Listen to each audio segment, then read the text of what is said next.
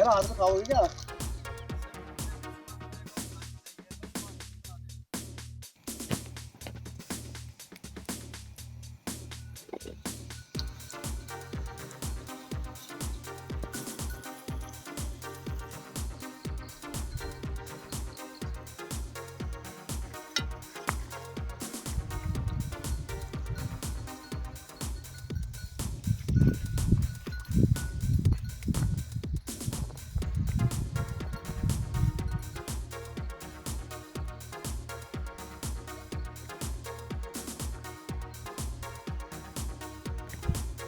अब ये है हाफ फ्राई।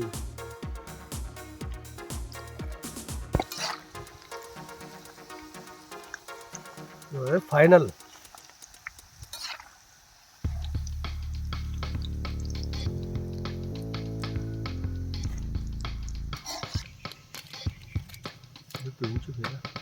मतलब भाई चाय बननी है पकौड़ी के साथ। डल गया है दूध। बहुत से घर चाय पी पी है, यहाँ देखो ना खरे हम चाय नहीं पीते।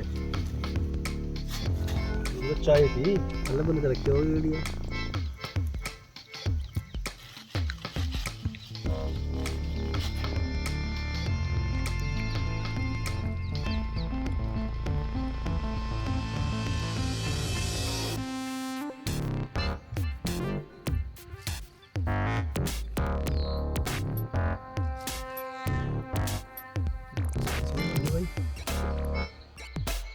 हो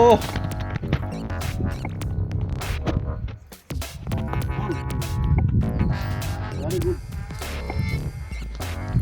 ये लो